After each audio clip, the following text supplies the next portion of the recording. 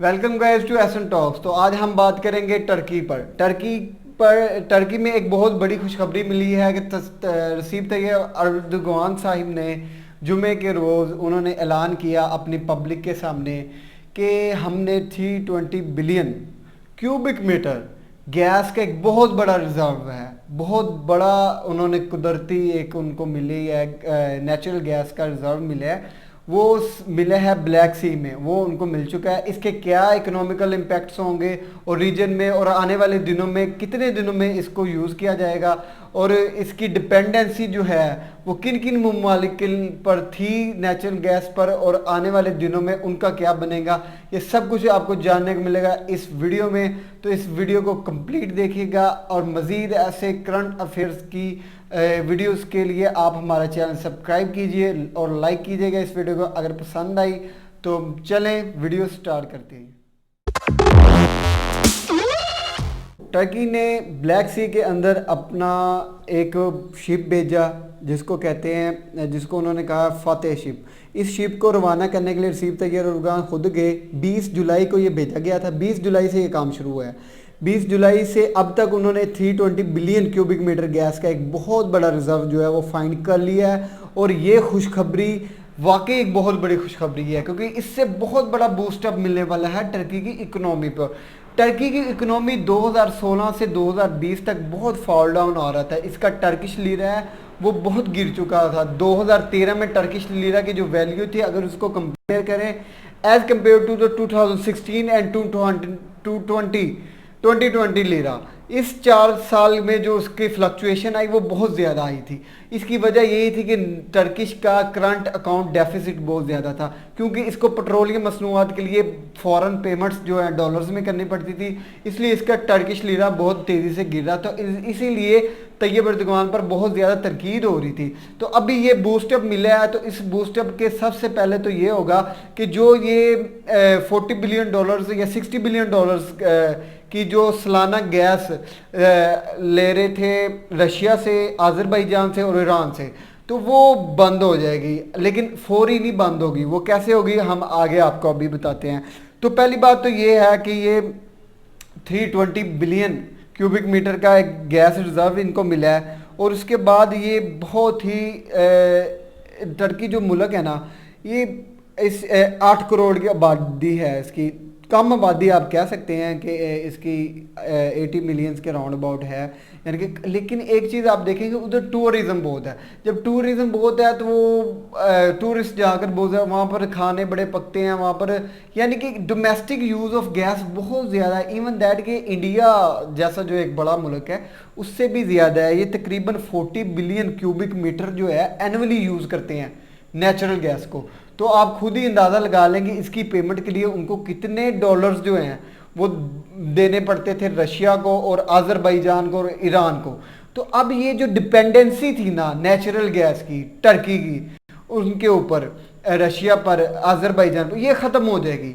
अब ये और 320 बिलियंस क्यूबिक मीटर ये तो इनके लिए इनफ है फॉर 6 to 7 और ऑलमोस्ट 8 ईयर्स के लिए।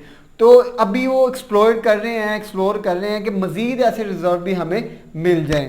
तो अभी के लिए ये जानिए आपके 8 सालों के लिए अब टर्की को कोई ज़रूरत नहीं होगी कि बाहर से, इसलिए उनका जो करंट डेफिसिट है अकाउंट का, करंट अकाउंट डेफिसिट है जो फॉरेन पेमेंट्स में चल जाता है, तो वो बहुत हद तक कम होने जा रहा है। तो इसमें एक सवाल किया गया, एनर्जी मिनिस्टर ने एक स्टेटमेंट दी है कि आपको कितने मिलियंस या बिलियंस डॉलर की आपने ये फाइंड किया। और उन्होंने कहा अगर मैं करंट रेट के हिसाब से बताऊं ना तो I think 65 billion dollars 65 billion dollars value की गैस दरियाफ्त हुई है इतने। और इसकी वजह से टर्किश लीरा है उसको अप्रिशिएट मिलेगा, यानी कि एक बूस्टअप मिलेगा, इसकी करेंसी वैल्यू बढ़ेगी। क्योंकि क्यों बढ़ेगी?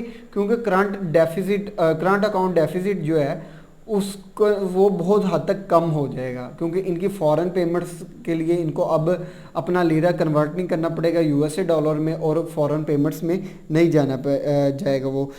ठीक है, ये करंट डेफिसिट अकाउंट को आप समझ लेंगे, इससे करेंसी की वैल्यू डिग्रेड। लेकिन एक बात और जहन में रखें कि टर्किश खुद इसको एक्सप्लोर निकालने के लिए गैस को इसे किसी मल्टीनेशनल कंपनी के साथ मुआहिदा करना पड़ेगा कि आप आएँ इधर ड्रिलिंग मज़ीद ड्रिलिंग करें, पाइप बिछाएं और ये हम तक पहुंचाएं। तो ये गैस वहाँ से टर्की में लाने और डोमेस्टिक लेवल यूज़ तक 3 इयर्स लग जाएंगे, ऑलमोस्ट 3 इयर्स। और मिनिमम इनको 3 से 4 बिलियन डॉलर्स मज़ीद चाहिए इसको वहाँ से वहाँ तक लाने के लिए। तो 65 बिलियन डॉलर्स की तो गैस मिल गई, लेकिन इसको वहाँ से वहाँ तक लाने के लिए इनको ऑलमोस्ट 3 इयर्स लगेंगे और 3 से 4 बिलियन डॉलर्स चाहिए। और मज़ीद ये कि इनको चाहिए 3 years 3 to 4 billion dollars and एक मल्टीनेशनल कंपनी की इनको यूनिटी चाहिए। अर्दोगान ने कहा कि ये 2023 तक इंशाल्लाह ये पहुंच जाएगी डोमेस्टिक लेवल के यूज तक, और टर्की मज़ीद ऐसे जो है ना वो सर्च करेगा। अब ये एक बैड न्यूज़ भी है। बैड न्यूज़ किन के लिए है? जिनसे टर्की गैस इंपोर्ट करता था ना, आज़रबाईजान और रशिया से, वहाँ से इंपोर्ट हो रही थी जी उनकी गैस, क्योंकि टर्की के पास दुनिया के सबसे ज़्यादा नेचुरल गैस के रिजर्व टर्की के एशिया के पास रशिया के पास हैं। रशिया के पास सबसे बड़े गैस रिजर्व हैं।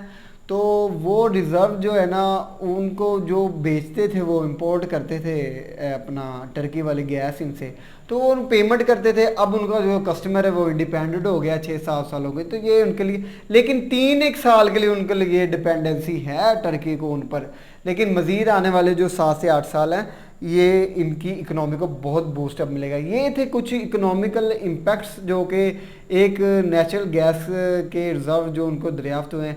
अल्लाह करे कि पाकिस्तान को भी ऐसे दरियाफ्त हों ताकि हमारी इकनॉमी भी बूस्टअप कर जाए।